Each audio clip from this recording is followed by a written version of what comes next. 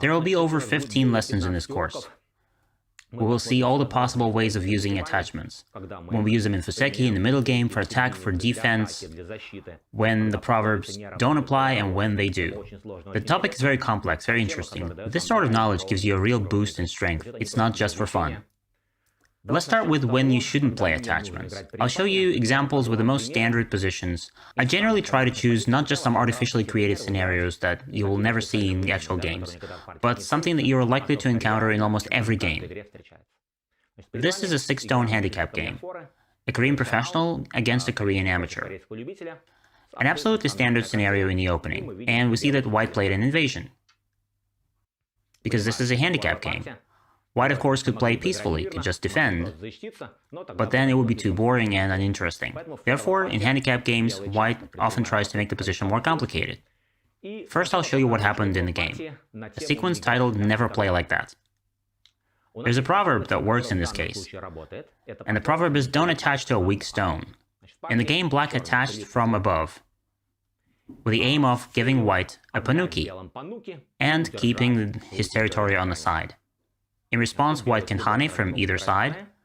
That makes no difference. And let me show you the shape that appeared in the game. White captured. Black connected. A very common shape, very often seen in games. It would seem that Black took a lot of territory, fourth line territory. Usually we can be happy with this. But here, White gets a very powerful shape. White has Sente, and therefore I would recommend that you use this plan for Black only in extreme cases. If you see that the group is dying, if there's no other way to save it. Another common mistake with the same shape is when we attach to the stone from below. Attach like this. Again, the proverb do not attach to a weak stone works here. And then White chooses hane from either side. You can play hane from this side or from this side. And in all variations, no matter what Black does here, Black gets a bad result. Let's think why that is. If Black defends, White defends. What happened? White has become stronger and the Black stone has been damaged. It is now too close to the strong White group. And very often in this shape you see this sort of variation. Black cuts, White plays Atari, and Black connects on the top and gives White a panuki. This time on the side, Black plays Atari, White captures, Black defends, and White makes a base here, with a 1-space or a 2-space jump. And this is also a very unpleasant result for Black. The points are gone, the White group is completely stable, and it's not certain that Black will be able to use the wall. Therefore, the proverb, don't attach to a weak stone, works perfectly here. Oh, and I forgot to mention one thing. We were attaching to the opponent's stones just now, and now let's discuss why you shouldn't attach to your own stone. Let's say we have a stone here, at the start point. White approaches, and maybe you've seen this before. In professional games, they sometimes respond like this. This is actually an attachment to your own stone. And if we run such examples through the program, through Katago or Lila Zero, the program criticizes such moves. It believes that Black's win rate drops immediately after this. Why is that? Actually, this shape, it's almost the same as an empty triangle. The stones are too close to each other. But what's interesting is that all the books talk about the empty triangle, that the shape is bad, but they never say anything about this shape. But this shape is also inefficient, so try not to place your own stones too close to each other if possible. Let it be a 1-space jump in either direction, but make sure that there is some distance between them. I'll show you another example where you don't need to play an attachment to a weak stone, because a weak stone gets stronger in the process. This is an example from a real game, this time between two amateurs. White played this kind of invasion. This shape is very common, and it has its own standard mistakes of attaching to a weak stone. What happened in the game? Black attached to it from above. This is what we often see in Tsukinobi Joseki. This usually happens with a start point stone. White becomes stronger. White can extend immediately, or make an exchange like the one in the game. And only then extend. What's the result now? White had a weak stone, Black had a wall. White's group gotten stronger and black's wall is now useless. So black only helped the opponent. White should be grateful to us for that. In the same shape, I will show you another bad response, which can also be seen very often in games. This is when black kicks once, then does exactly the same kick here, on the other side, and then thinks that everything is fine here. That this is some nice corner profit, 20 points, all of this is my territory, and then gets upset when the opponent plays an invasion. How so? We spent so much time building it, and the opponent plays an invasion like this, or like that, and then, very often, not only this territory is lost, black could even die there in a handicap game. So what should we play here? If we made an exchange attached to the stone, then it's recommended not to continue, not to attach again, and choose a solid corner defense. Let it be in Gote, but so that there's no bad Aji left inside. For example, this is a perfectly decent answer for black, which guarantees black's safety in the corner. If you play a little more greedily, this is also quite normal. There is a little Aji, but just a little bit. But even here, after White's invasion, black has a way to keep everything. This shape wouldn't collapse. This is also a solid shape. In some games, you can also see this response. And we've already talked about this. The stones are too close. This is an attachment to your own stone. The shape is no longer very efficient, and here you can run into some kind of invasion. White's plan could be let white die, but if white forces black to capture those stones inside, and can seal black in completely from the outside, then the result of the invasion will be in white's favor. Therefore, I don't recommend this kind of defense. I would say that Kosume is the worst, attaching to this white stone like this. This move is second worst, and among the good options, we have a one-space jump and a Keimo in the second line. And if we want to play actively, then we can simply attack the weak stone, even with or without this exchange. Just attack it either this way or this way. For handicap games, this suggestion is sometimes found in books, but this is such a purely Japanese move.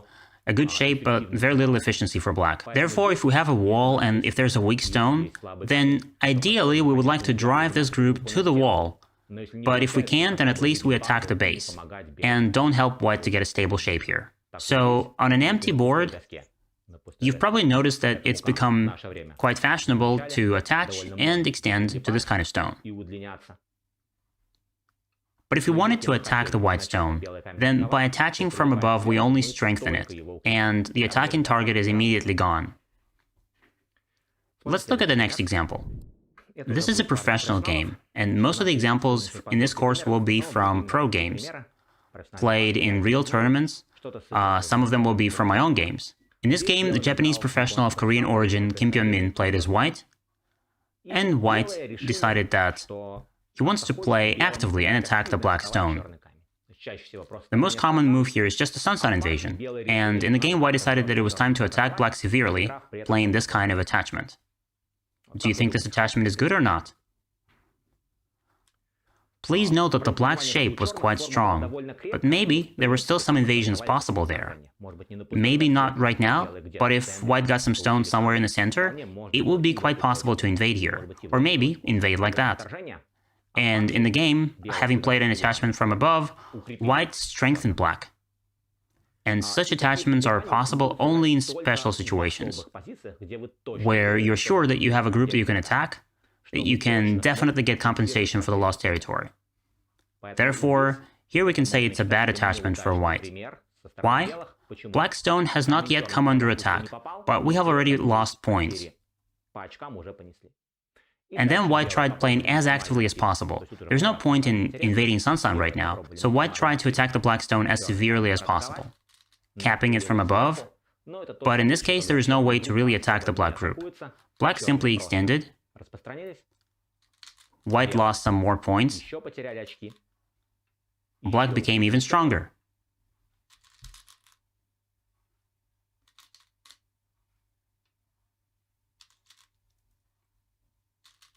And I'll show you a few more moves in this game, how the attack proceeded from here.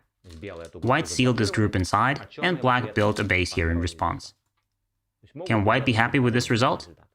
Let's see what happened. We gave black all the territory on the left, we gave black the territory on the right. The black group lived without any difficulty, And the question is, does white really need this wall? This is an example of an unsuccessful attack. We carried it out without any territorial profit. And it's not clear if the wall is going to work later. Therefore, I suggest that when playing these attachments, you see the difference between useful attachments and the ones we call thank you moves, or ajikeshi in Japanese. That is, moves that do not give us much, and the opponent should be grateful to us for playing them. Another bad attachment. A game of professionals, Ishida Akira played black here, and the little-known Japanese professional, Iguchi Toyohide, 7-dan professional, was white. We see a fairly standard shape on the top, in which black played this move. Such moves can often be seen in the games of beginners. Usually white connects from below, and then what happens very often? White connects, white is happy. Very often black either plays here and gives white all the territory, and white is naturally satisfied with this result. Or another wrong shape that appears in games of beginners, black tries to cut this shape, and of course, there's no way to cut it. The shape can be cut, we just strengthened white, and got nothing in return. Therefore, in response to such a move by black, a lot of people play this attachment from below, hoping that black is just going to give us territory on a silver platter. But it's not so simple here. This black's move has a hidden threat. Black has a beautiful Tsuji with the help of which black can destroy the shape. Starting with an attachment, we attach here. The order of moves is very important. We attach, white blocks, then we start cutting. If white cuts, Atari. And what should white do? In the game, white didn't extend, didn't save the stone. White played Atari from above. As a result, black captured a stone and was able to live there, completely destroying the white territory on the side. That is, white still has some thickness, maybe not even real thickness. It looks almost like a weak group, which may get under attack as a whole. What would have happened if white hadn't given up the stone and extended? If white extends, it would seem that the shape does not collapse, but it only seems so.